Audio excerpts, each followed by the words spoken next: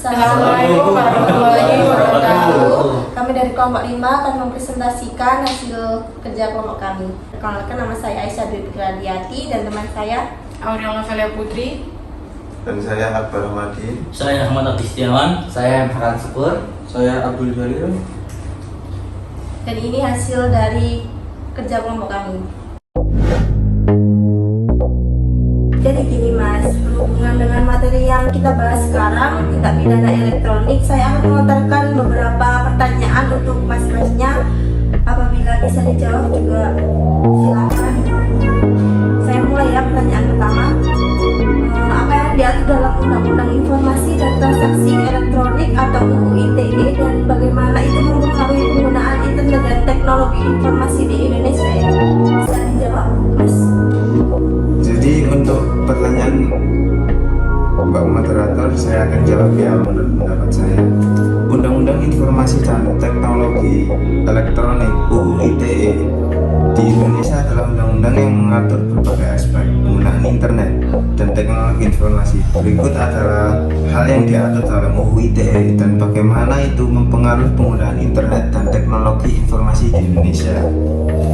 Pelanggaran yang pertama, pelanggaran keamanan digital, dan yang kedua, transaksi elektronik, yang ketiga, keamanan data, yang keempat, hak kekayaan intelektual, yang kelima, pelanggaran privasi, yang keenam,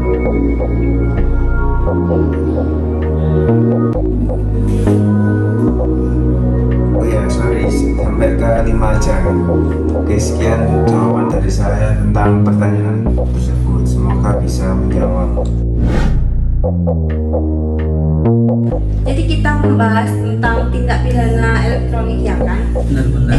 Kalian tahu nggak sih pengertian dari tindak pidana elektronik? Coba dong jelasin, kita sama-sama belajar. Oke. Tadi kita akan membahas materi kita itu tentang tindak pidana elektronik. Hanya bertanya apa? Tentang pidana elektronik itu apa? Saya akan mencoba menjelaskan menurut saya ya. Tindak pidana elektronik itu adalah kejahatan yang melibatkan penggunaan teknologi elektronik atau komputer sebagai alat atau sarana untuk melakukan tindak pidana. Tindak pidana elektronik juga termasuk diatur dalam Undang-Undang Nomor 19 Tahun 2016 perubahan atas Undang-Undang Nomor 11 Tahun 2008 tentang Informasi dan Transaksi Elektronik atau yang disebut dengan ITE. Tindak pidana elektronik merujuk pada tindakan kriminal yang melibatkan penggunaan teknologi dan komunikasi elektronik seperti komputer dan internet. Di Indonesia, undang-undang yang mengatur tindak pidana elektronik adalah Undang-Undang Nomor 11 Tahun 2008 tentang Informasi dan Transaksi Elektronik. Terima kasih atas penjelasannya. Saya akan melontarkan pertanyaan yang kedua. Apa saja tindakan yang dianggap sebagai pelanggaran UU ITE dan dapat mengakibatkan tuntunan hukum penurut? Oke, untuk pertanyaan yang kedua akan saya jawab tentang pendapat saya. Jadi saya akan menjawab pertanyaan yang kedua.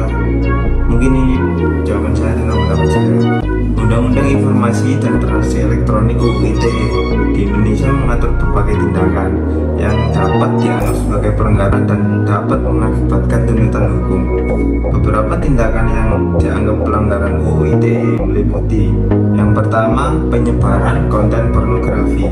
Menyebarkan, membuat atau mengunggah konten pornografi secara online tanpa izin dapat dianggap sebagai pelanggaran. Ini termasuk gambar, video, atau teks yang dianggap tidak senonoh. Yang kedua, penyebaran kebencian dan diskriminasi.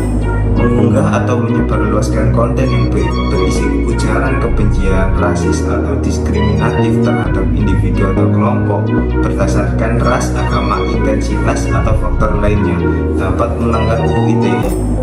Mungkin itu saja yang saya ketahui tentang apa saja tindakan yang dianggap sebagai pelanggaran UU ITE. Kurang lebihnya saya mohon maaf atas waktu saya. Terima kasih. Terima kasih atas penjelasannya.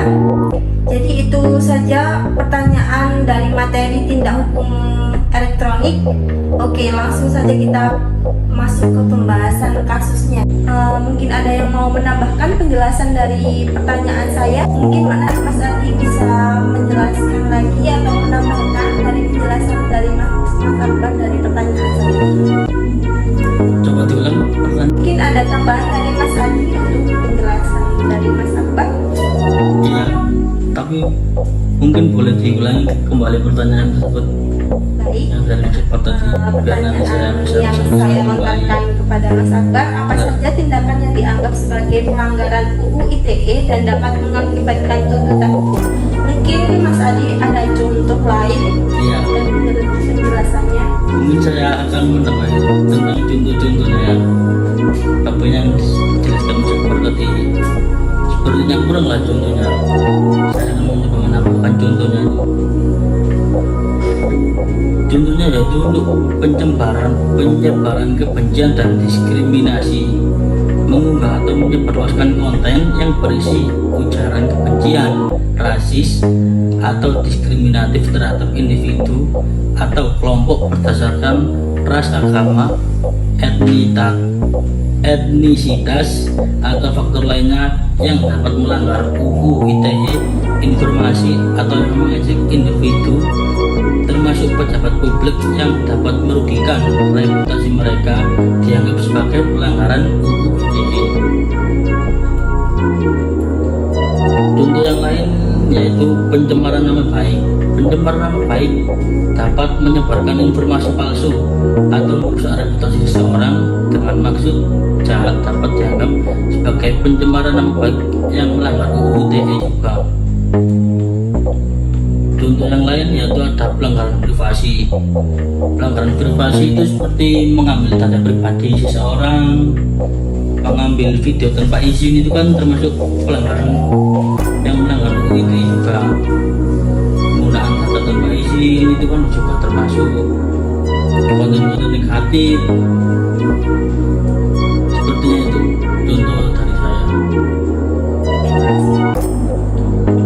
Atas penjelasannya dan contohnya.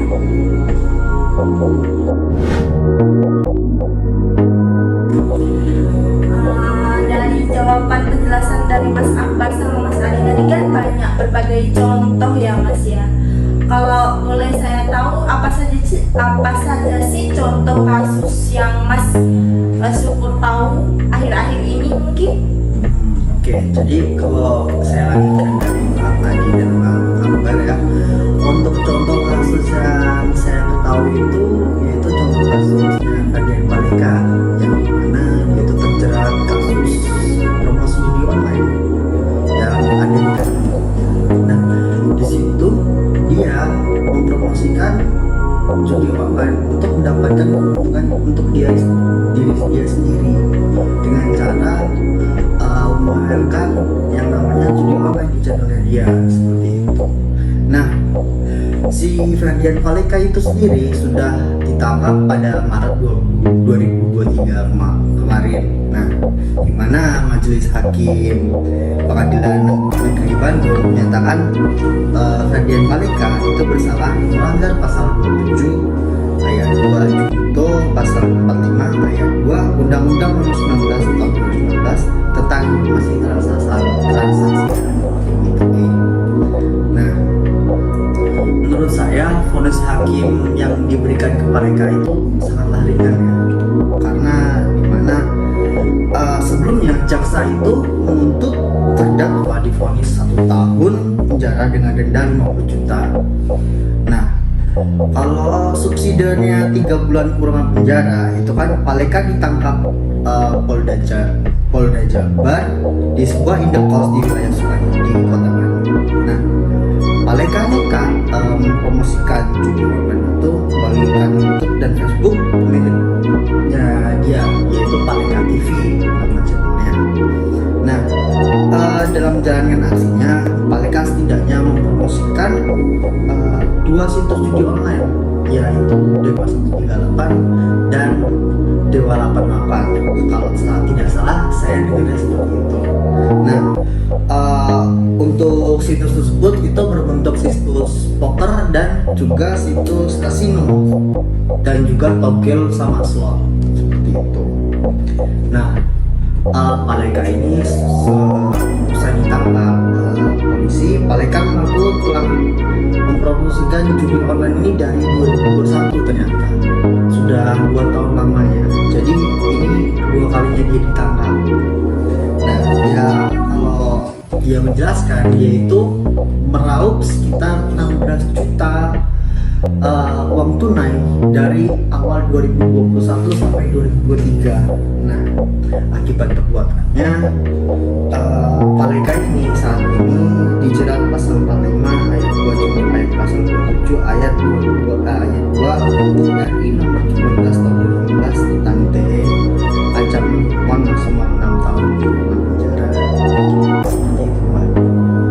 Kira-kira ada banding nggak buat Kalau banding sendiri itu yang saya baca ya, yaitu ditolak bandingnya karena hukuman yang sudah diberikan kepada dia itu sudah sangat ringan seperti itu.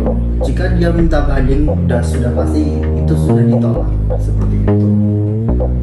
berarti itu sudah ketok palu, sudah fix? Sudah fix.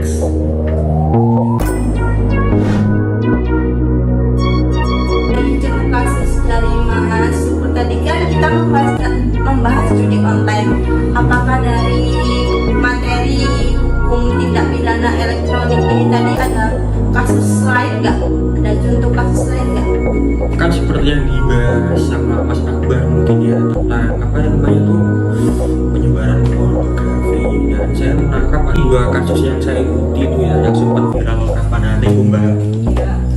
Tahu nggak dia Oliver? Mbaknya ini pernah nggak mengikuti kasusnya dia yang kapan viral itu?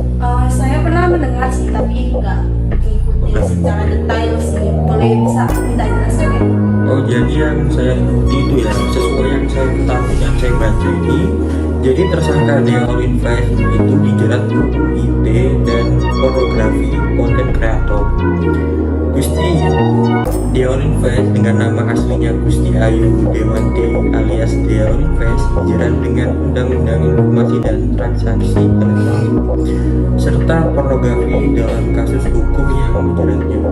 Dan diketahui juga dia telah ditetapkan sebagai tersangka berdasarkan gelar perkara yang diikuti penyelidik Direktorat Reskrim Khusus Polda Metro Jaya.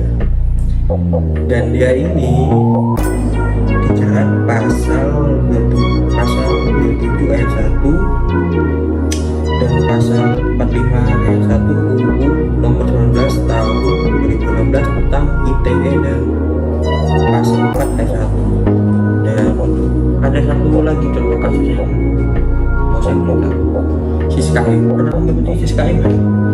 Enggak sih. Oh, gitu aja dia Mbak. Oh iya tak. Saya nggak pernah ngikutin kasus pornografi sih Mas. Oh, sampai ngendi loh Mbak? Saya aslinya Mojokerto, cuman saya kan pernah mendengar aja sih, cuman nggak ngikutin secara detail tentang pornografi. Soalnya kan bisa menyebarluaskan soal sosial media. Bisa tolong jelasin nggak? Apa sih kasusnya Siskae itu? Kasus Siskae itu apa yang bisa dibilang itu sangat. Dia ini konten pornografi juga menjual kontennya itu melalui situs OnlyFans. Dan Siskae didakwa pasal alternatif guru ITE pornografi. Kasus ini sejak 2017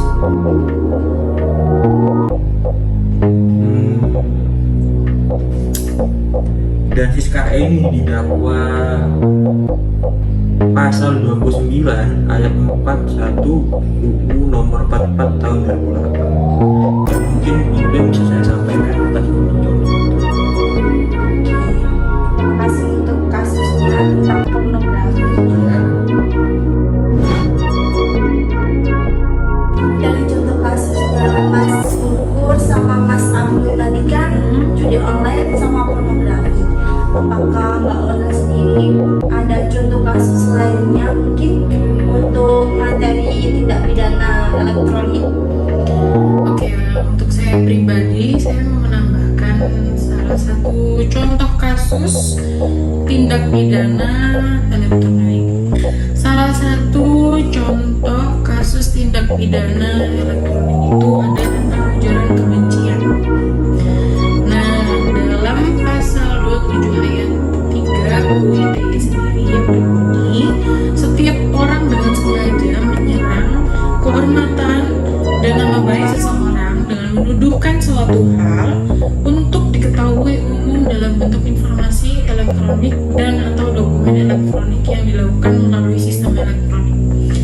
Nah, contohnya itu ada satu nih guys. Jadi aku tuh sempat baca tentang kasusnya Sri Rahayu Ningsih. Nah, pada akhir Desember 2017, Sri Rahayu Ningsih ini diamankan pada Sabtu dini hari sekitar jam 1 malam di rumahnya di desa Cipendawa, Cianjur, Jawa Barat.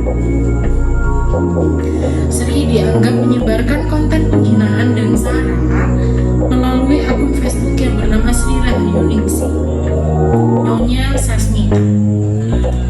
Kasus itu pun terus berlanjut hingga dalam meja persidangan pada akhir Oktober 2017.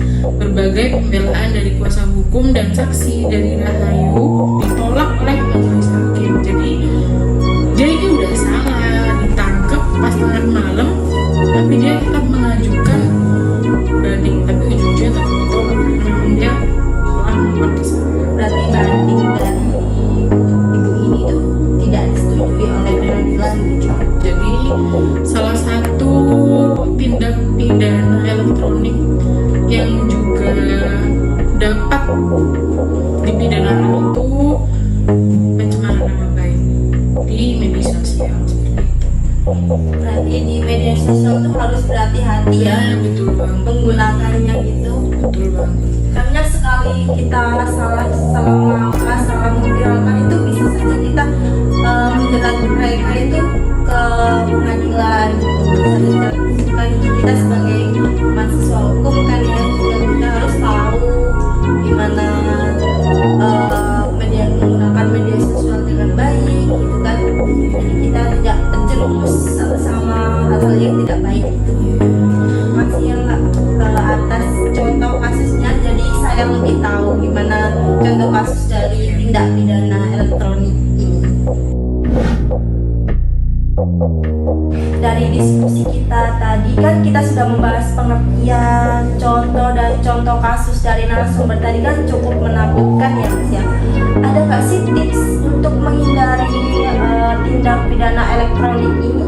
Kan tadi kan contoh kasusnya kan cukup menakutkan untuk orang awam yang sekarang kan, apalagi sosial media. Ada nggak sih tips dari Mas Syukur untuk menghindari kasus tersebut? Ada Atau pelanggaran tersebut? Ada nih Mbak. Yang pertama dia tuh kan untuk tips untuk masyarakat agar terhindar dari bahaya transaksi elektronik itu kan sangat marak sekarang, sangat marak terjadi.